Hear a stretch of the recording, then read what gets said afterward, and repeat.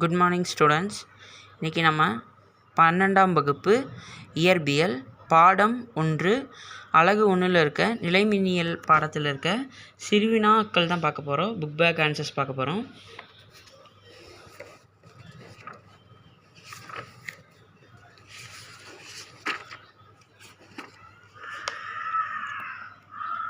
முதல் சிறுவினா, மின்னூட்டத்தின் குவாண்டமாக்கல் என்றால் என்ன?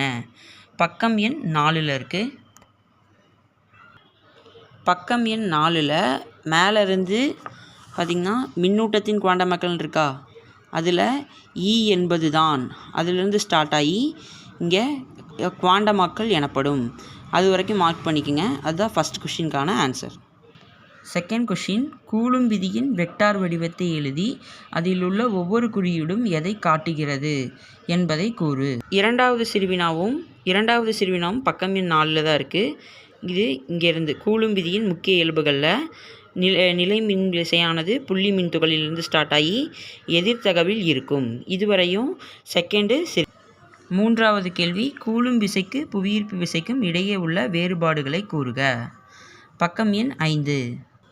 5வது பக்கத்தில் செகண்ட் ரோவில் 3rd பேராகிராஃப், இரு நிறைகளின் இடையே உள்ள ஈர்ப்பு விசையானது எப்பொழுதும் கவரும் விசையாக இருக்கும்.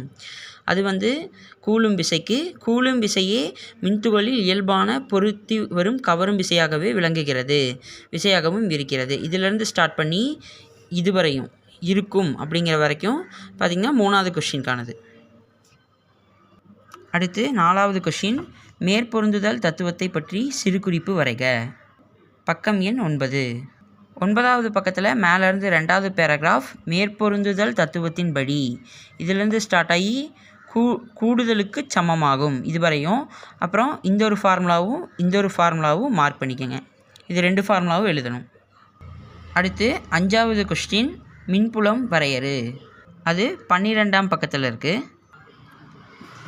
மின்புலம் வரையறு அதுக்கு பார்த்திங்கன்னா 5வது கொஷினுக்கு இங்கே Q என்ற ஒரு புள்ளியில் அதிலிருந்து இங்கே NC மைனஸ் ஆகும். அது வரையும் மார்க் பண்ணிக்கோங்க. மின்புலத்தின் முக்கிய பண்புகளும் அதுக்கு சேர்த்து படிச்சுக்கலாம். அடுத்தது 6வது கொஷின், மின்புல கோடுகள் என்றால் என்ன? பக்கம் எண் 17ல் இருக்குது. பக்கம் எண் 17ல் மின்புல கோடுகள் அப்படிங்கிற ஹெட்டிங்கில் இங்கே புறவெளியிலிருந்து அப்படின்னு ஸ்டார்ட் ஆகுதுல்ல, இதிலிருந்து மின்புல கோடுகள் ஆகும். அது வரைக்கும் மார்க் பண்ணிக்கோங்க. 6th கொஷினுக்கான answer. அப்புறம் இங்கே கீழே மின்புல கோடுகள் நேர்மின் துகளில் அதிலிருந்து முடிவடைகிறது. அதுவும் 6th கொஷினுக்கான ஆன்சர். 7th கொஷின், மின்புல கோடுகள் ஒன்றை ஒன்று வெட்டி கொள்ளாது நிறுவுக. 18ஆம் பக்கம் 19ஆம் பக்கம் இருக்குது. 18ஆம் பக்கத்தில் இரு மின்புல கோடுகள் ஒன்றை ஒன்று வெட்டி கொள்வதில்லை அதிலிருந்து ஸ்டார்ட் பண்ணி 19ஆம் பக்கத்தில் மேலே வெட்டி கொள்வதில்லை அப்படின்னு இருக்கா, அது வரைக்கும் பார்த்திங்கன்னா 7வது கொஷினுக்கான ஆன்சர். 8வது கொஷின், மின் இருமுனை வரையறு. அதன் மின் இருமுனை திருப்புத்திறனின் எண்மதிப்புகள், சமன்பாடு மற்றும் திசை ஆகியவற்றை குறிப்பிடுக. 20ஆம் பக்கத்தில் இருக்குது. 20வது பக்கத்தில் மின் இருமுனை அப்படிங்கிறதுல சிறிய இடைவெளியில் இருக்குல்ல, அதுலேருந்து ஸ்டார்ட் பண்ணி உருவாகிறது. அது வரைக்கும் பார்த்திங்கன்னா 8வது கொஷினுக்கு ஃபஸ்ட்டு பாயிண்ட்டு. செகண்ட் பாயிண்ட்டாக இந்த ஃபார்முலா இருக்குல்ல, P vector is equal to QAI I cap, இந்த ஃபார்முலாவை எழுதணும். அதுக்கு அடுத்தது 3rd பாயிண்ட்டு, மின் இருமுனை திருப்புத்திறனின் திசையானது அதிலிருந்து ஸ்டார்ட் பண்ணி இந்த -Qவிலிருந்து +Qவை நோக்கி அமையும். இது 3rd பாயிண்ட். இது மொத்தம் 3 பாயிண்ட்டாக போடணும். அடுத்தது 9வது கொஷின், புள்ளி மின்துகளின் தொகுப்பிற்கான மின் இருமுனை திருப்புத்திறனின் பொதுவான வரையறை தருக. அது 21ஆம் பக்கத்தில் இருக்குது. 21ஆம் பக்கத்தில் மேலே டாப்லேருந்து இரு சமமான வேரின மின்துகள்கள் ஸ்டார்ட் ஆகுதா, இதிலிருந்து நிலை வெக்டார் அது வரைக்கும் 9வது சிறுவினாக்கான ஆன்சர். 10வது சிறுவினா, நிலை மின்னழுத்தம் வரையறு. பக்கம் எண் 26ல் இருக்குது. 26ஆம் பக்கத்தில் இந்த இடத்துல ஒரு புள்ளியில் மின்னழுத்தம் என்பது அப்படின்னு இருக்கா, அதிலிருந்து ஸ்டார்ட் ஆகி இந்த ஃபார்முலா இருக்குல்ல, VP is equal to -integral P vector infinitive E vector dot dr vector இருக்குல்ல, இது வரைக்கும் பார்த்திங்கன்னா 10வது கொஷினுக்கான ஆன்சர். 11வது கொஷின், சம மின்னழுத்த பரப்பு என்றால் என்ன? 31ஆம் பக்கத்தில் இருக்குது. 31ஆம் பக்கத்தில் இங்கே கீழே ஒரு பரப்பில் உள்ள எல்லா புள்ளிகளும் ஒரே மின்னழுத்தத்தில் கொண்டிருந்தால் அப்பரப்பு சம மின்னழுத்த பரப்பு எனப்படுகிறது. அது 11வது கொஷினுக்கான ஆன்சர். அவ்வளோதான். 12வது கொஷின், சம மின்னழுத்த பரப்பின் பண்புகள் யாவை? 32ஆம் பக்கம் இருக்குது. 12வது பக்கத்தில் சம மின்னழுத்த பரப்பு பண்புகள் அப்படின்னு இருக்கா, இதிலிருந்து ஸ்டார்ட் பண்ணி இதோ எப்போதும் அமைகின்றன. இதுவரையும் பார்த்திங்கன்னா 12வது கொஷினுக்கான ஆன்சர். 13வது கேள்வி, மின்புலம் நிலை மின்னழுத்தம் இடையில் தொடர்பை தருக. 32ஆம் பக்கத்தில் இருக்குது. 32ஆம் பக்கத்தில் மின்புலத்திற்கும் மின்னழுத்தத்திற்கும் இடையேயான தொடர்பு அப்படின்னு அந்த ஹெட்டிங்கில் இங்கேருந்து ஸ்டார்ட் பண்ணி ஆதிப்புள்ளியிலேருந்து ஸ்டார்ட் பண்ணி இதுவரைக்கும் 13வது கொஷினுக்கான ஆன்சர். 14வது கொஷின், நிலை மின்னழுத்த ஆற்றல் வரையறு. பக்கம் எண் 69 இருக்குது. 14வது கொஷினுக்கு சரியான விளக்கம் புக்கில் இல்லை, அதனால் நான் நோட் பண்ணி எழுதி வச்சுருக்கேன். அதே மாதிரி நீங்களும் எழுதி வச்சுக்கோங்க. இதை நான் அப்படியே ரீட் பண்ணுறேன், அப்படியே நோட் பண்ணிக்கோங்க. புற மின்னழுத்தத்தில் ஒரு புள்ளியிலிருந்து மற்றொரு புள்ளிக்கு ஓரலகு நேர் மின்னூட்டம் கொண்ட மின்துகள் ஒன்றை எடுத்து வர புறவிசையினால் செய்யப்படும் வேலை நிலை மின்னழுத்த ஆற்றல் என வரையறுக்கப்படுகிறது. எப்படி? புறமின்புலத்தில் ஒரு புள்ளியிலிருந்து மற்றொரு புள்ளிக்கு ஓரலகு நேர்மின்னூட்டம் கொண்ட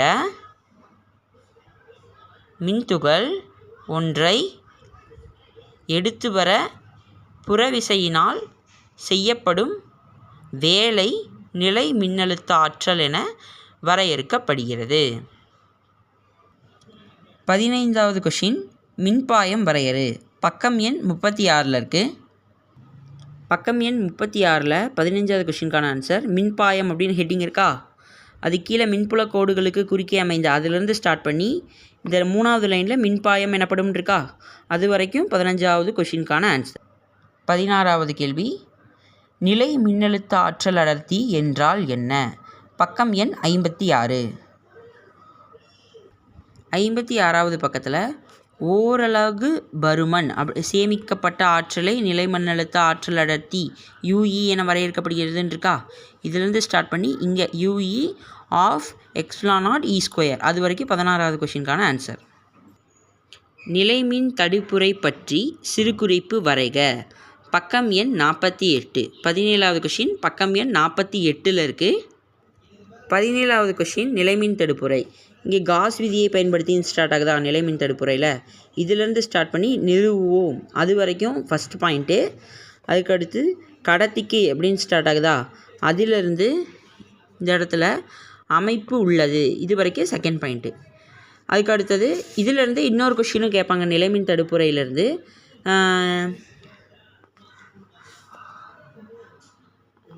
என்ன கொஷின்னா, மின்னல் அல்லது இடியின் போது மரத்தின் கீழே இருக்கக்கூடாது ஏன் அப்படின்னு ஒரு கொஷின் கேட்பாங்க.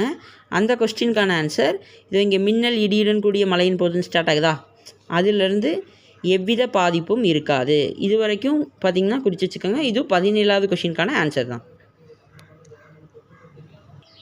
18வது கொஷின், மின் முனைவாக்கம் என்றால் என்ன? அதுக்கான ஆன்சர் பக்கம் எண் 52 இருக்குது. பக்கம் எண் 52 இதோ இந்த பிக்சர் கீழே மின்முனைவாக்கம் அப்படின்னு இருக்கா, அதில் மின்காப்பு பொருளின் ஓரலகு பருமன் அதிலிருந்து ஸ்டார்ட் பண்ணி மின்முனைவாக்கம் என்பர். இது வரைக்கும் 18வது கொஷினுக்கான ஆன்சர்.